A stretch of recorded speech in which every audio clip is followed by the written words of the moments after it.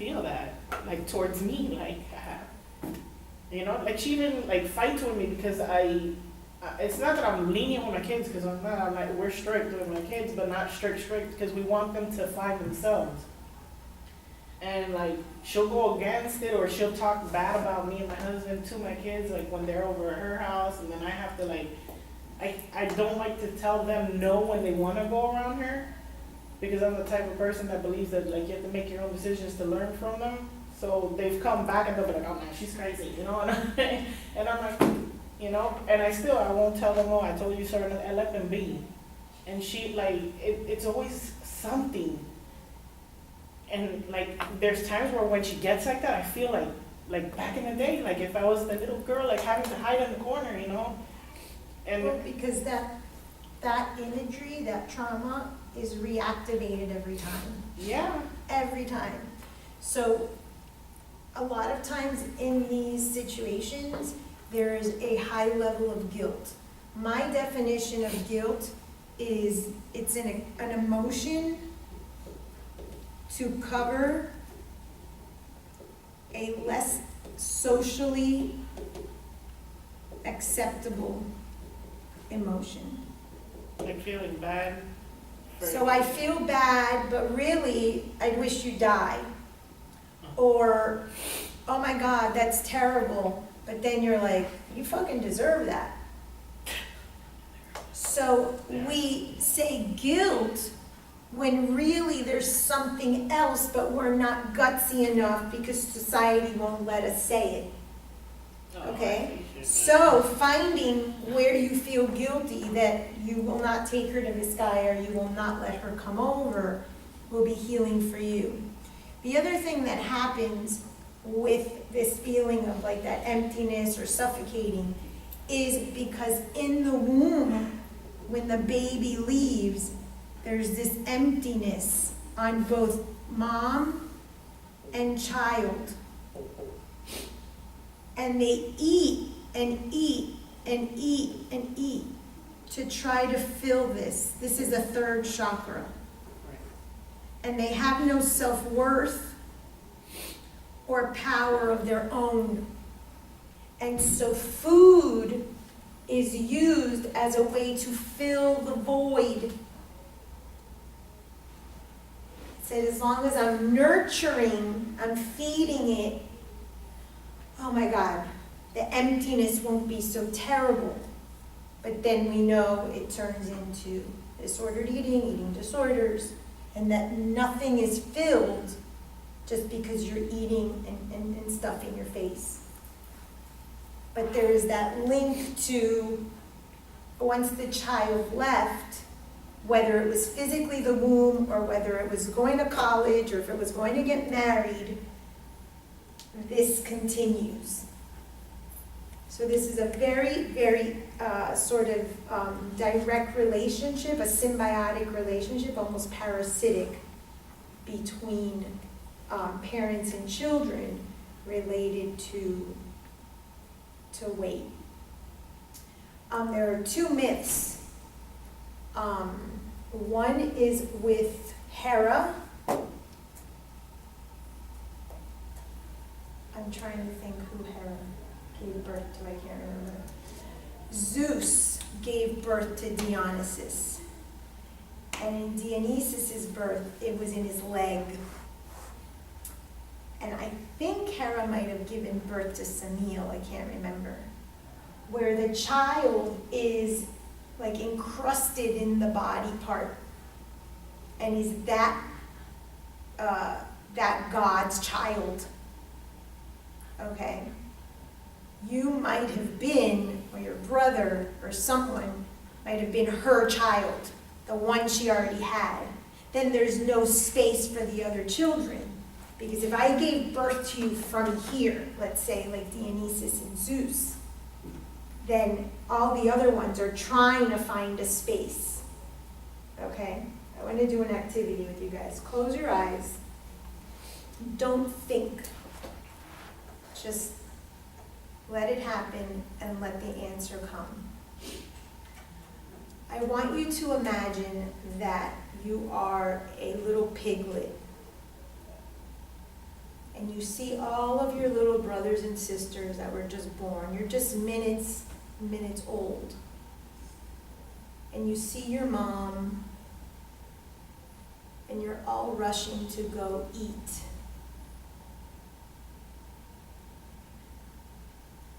Which piglet are you? What do you have to do to get fed? What is happening as you join this group of a family of new piglets?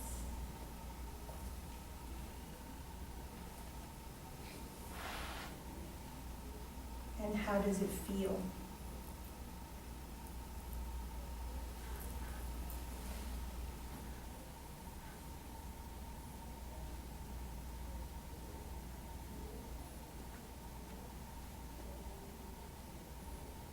So who wants to share?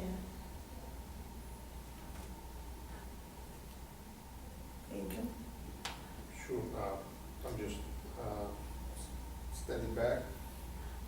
I see all of them eating, and one just moved, so I just, Wait, one just moved what? one just moved away. They were all eating. It was 7. I counted 7, and one of them just decided to stop eating, move away, and I just let them start eating. So someone made space for you? Right, so, one of my brother's sister just moved away. And now I just want to be. Okay, so no struggle. There was a way paved for you. Not really. What happened to your piglet? I saw a lot of them, I don't know how many, but it was a lot. And then I was like trying to jump over them to try to get to the food. I was like trying, like, I don't know, and then I was picturing that movie with Babe. Oh, yeah. That's the little pig I was seeing. I don't know why, I guess because my kids, I watched the movie like a million times, but it's like, I was like literally trying to jump over all of them, trying to get to the plate, and I couldn't get there. Okay. I was the first one, I was right there. That makes sense. Were there any others? Two more. Did you look at them? Yeah. Were they eating? Yeah. Or you were first? That makes sense. Okay. Were people fighting for food? Or there was plenty to go around? Okay. Were their nipples empty? Or could have not been more piglets? I didn't see them, just.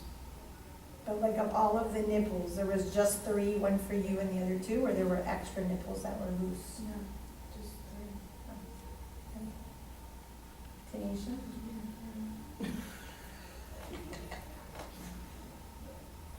I felt hurt. You felt hurt The first feeling was hurt. because you couldn't get fed? I don't know, like it wasn't, no, I don't know.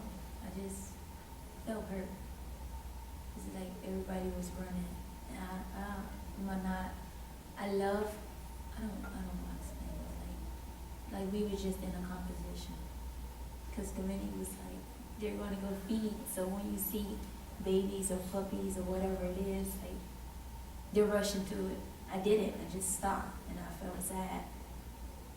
And then it's like, I was staring and then it's like family and I got happy. But I don't recall walking to a nipple, seeing the nipple. It's just like,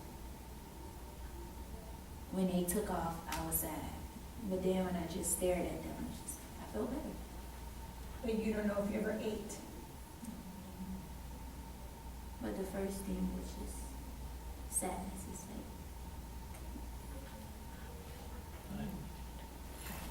Well, it seems as if, as long as things are done in groups and in camaraderie, that there's sort of that sentiment of happiness.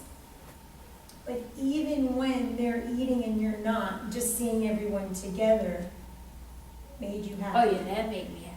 But your needs are still not met because you didn't get to a nipple. I didn't see myself there. Pedro, what's your family dynamic like? Like, you mean like my spouse and children? Or No, first your childhood. I grew up with my dad. My parents got divorced when I was 2. I stayed with my mom. But I saw my mom. When I was 5, I started traveling to New York. After they got divorced, my mom moved to New York, remarried, had my brother and sister. I stayed with my dad, traveled since I was 5, and that was pretty much the dynamic until my dad got remarried. My sister was born, so I had 2 brothers from my mom, brother and sister from my mom's side, and 2 sisters from the other 2 marriages from my dad. So I think that was it. 97, I moved to New York. I decided to live with my mom, and that was it. I mean, when I was 14, yeah, that's when I moved to New York. 97, and I stayed in New York since. But I did the same thing. I would travel from Mexico, visit my dad, and that's it. So And there was always room for you? what? How was being? And all of your brothers and sisters? They're fine. I mean, I guess with my, what is it, half sister from my dad's second marriage, she's been away because after the divorce they got into a really bad divorce, so there was no communication. But I mean, there's always been room for her in the house. It's just that she wouldn't go because of, I guess, the way, her mom, and I know her grandmother was pretty toxic in the relationship. I saw the divorce from my parents, from my dad and my stepmom at that time happen, so I didn't know exactly why they got divorced. And it's definitely my grandma. Do you ever feel like an outcast? Or do you always feel like there's somewhere where you fit in? Well, I wouldn't call me an outcast. I know that since I was away from my half brother and half sister when they were with my mom, I missing a lot of stuff. And then when I moved to when I came to the U.S., then I missed a lot of stuff from my other 2 sisters. But I don't know. I guess I always felt like the only child that I am, knowing that I have my brothers and sisters. And, I don't know how to explain it. It's weird. It's kind of. But there's always room for you. There's always room. Yeah, I mean, I don't feel separated. You know, I feel like we're together, but we do have our boundaries, I guess. Different way of seeing things. Mainly because I know my dad raised me until I was 14, so I have a lot of my dad. You know, his way of being either strict or Was he the provider? oh yeah, he's always been the provider. So yeah. It's just interesting because you show up and someone makes way for you. So there is that tendency of when you show up, there's a space for you. So that's going to inform how you show up in the world. That's going to inform, maybe expectations of how to be treated, or not necessarily, but one way that can manifest is beyond the rules, or maybe your gender might have something to do with things.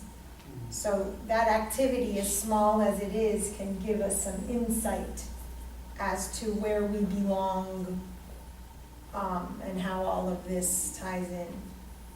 Okay, do we have time? Yeah, it's 11. Oh, okay. So let's stop that, and then I'd like to do a story activity.